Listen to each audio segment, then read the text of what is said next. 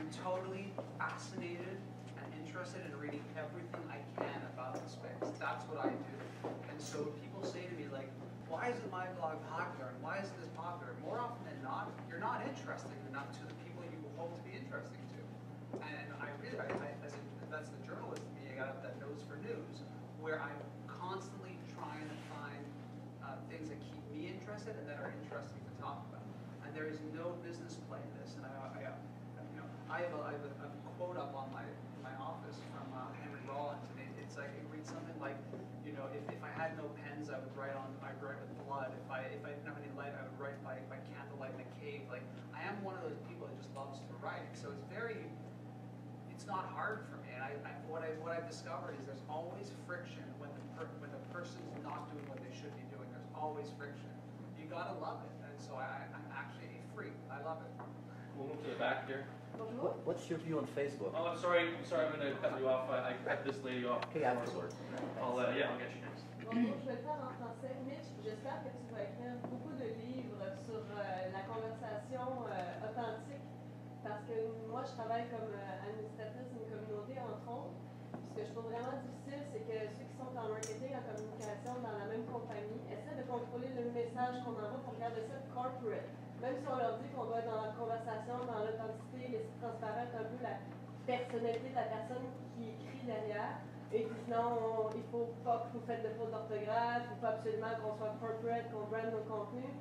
Et on ne peut pas vraiment s'engager dans la conversation, ce qui est très frustrant parce qu'on voit ce qui fonctionne, on voit ce qui est bien, mais les chaînes de pensée sont encore extrêmement traditionnelles dans l'entreprise. Ils ont de la misère à laisser aller le message. So, I mean, yeah, and good. Like, and I mean that because I think that, you know, you're saying the right things, and I don't see anything wrong with that. There's just something else. You know, one of the things I talk a lot about is this idea that everything is with, not instead of. Companies, I'm totally fascinated and interested in reading everything I can about the space. That's what I do. And so when people say to me like, why isn't my blog popular and why isn't this popular? More often than not, you're not interesting enough to the people you hope to be interesting to.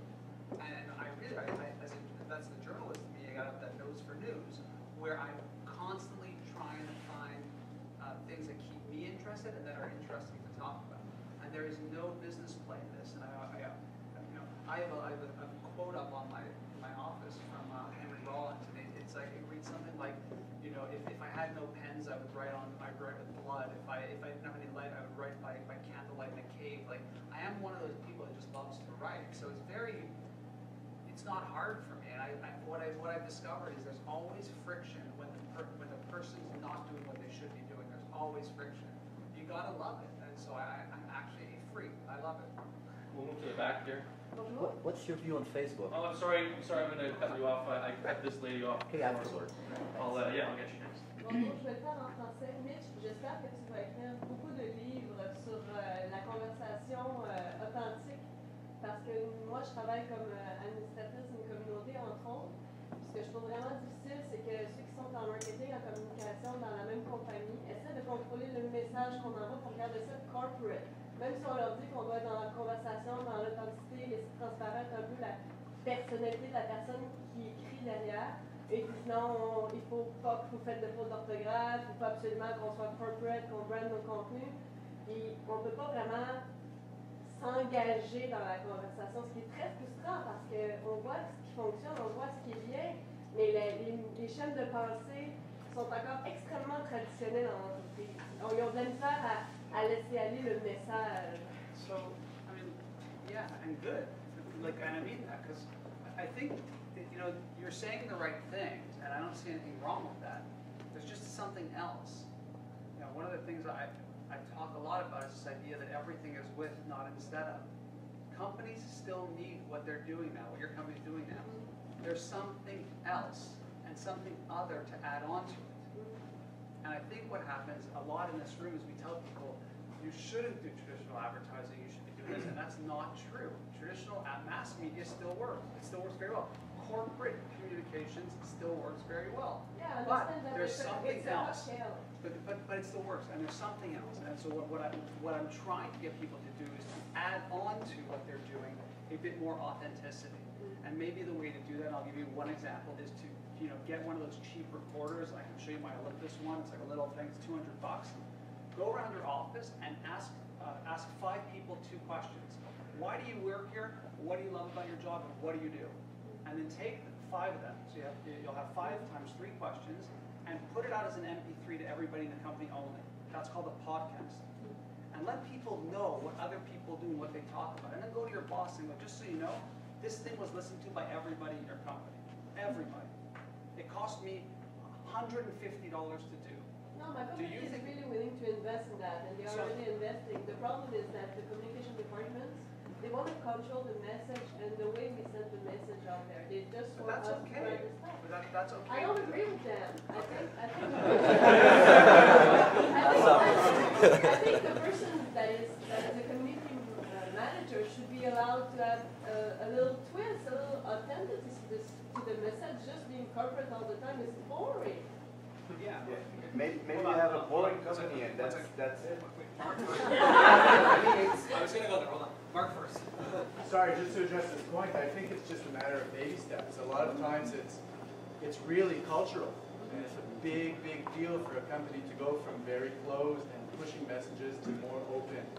So, sometimes you feel like you're dragging a huge elephant on your back, but you have to accept what they're willing to do and then gradually move them toward the space that you want to be in.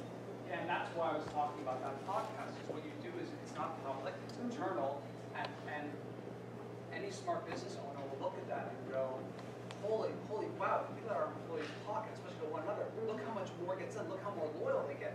And so when you build platforms internally, it only gets people obsessed, and then you go back and say after a couple months, imagine if we did this for our top 20 clients. We went and interview them and talk to them about the space. What do you think about the space? And doing things like that, I believe, ties directly into what Mark's saying, spot on, which is you create a culture within baby steps that get people more comfortable. So when big companies call me and they say, come in and what we'll do is everyone will have a laptop and then we'll set them up on Facebook. And I'm like, no. What we should do though is, and I have a session I call Web 2.0 University, bad name, whatever. I go and I show them what RSS is. I show them what Google Reader looks like. I show them Google News Alerts, and I go through 4 or 5 things. And then what I do is show them how to take all of those things from RSS and Google and pull it into Google Reader. And so I give them one place, easy, to go in and see what people are saying about them, their company, their clients, And so they're not using social media, they're not blogging or on Twitter, but they're able to really listen and see and learn. And more often than not, a month or 2 later, it's like, now what? Like everyone has so much information, so much power, they want to start doing things with that. And it's exactly what Mark was saying. I'm giving them very basic baby steps. And you might go, Google Reader and whatever. I know some cool shit. And so I show people some really interesting ways to use these tools. And it creates that culture of more openness and sharing. And suddenly you have people creating a delicious page where they're privately sharing amongst 6 people articles they've read. And to me, that's very social. They're tagging things, they're sharing things. So we're moving them along to open up platforms.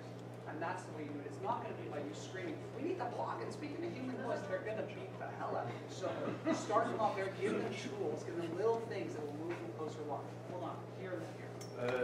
Ce qui est important, c'est qu'on ne peut pas faire une firme d'avocats très corporative, on ne peut pas la rendre créative soudainement sur Facebook. Parce que ce n'est pas l'image qu'ils veulent, ce n'est pas l'image qu'ils vendent. Donc il faut qu'on garde la congruence comme partout. Il faut que l'image que tu as soit congruente avec l'image que tu as sur Facebook ou sur LinkedIn ou sur whatever. C'est ce qui est important.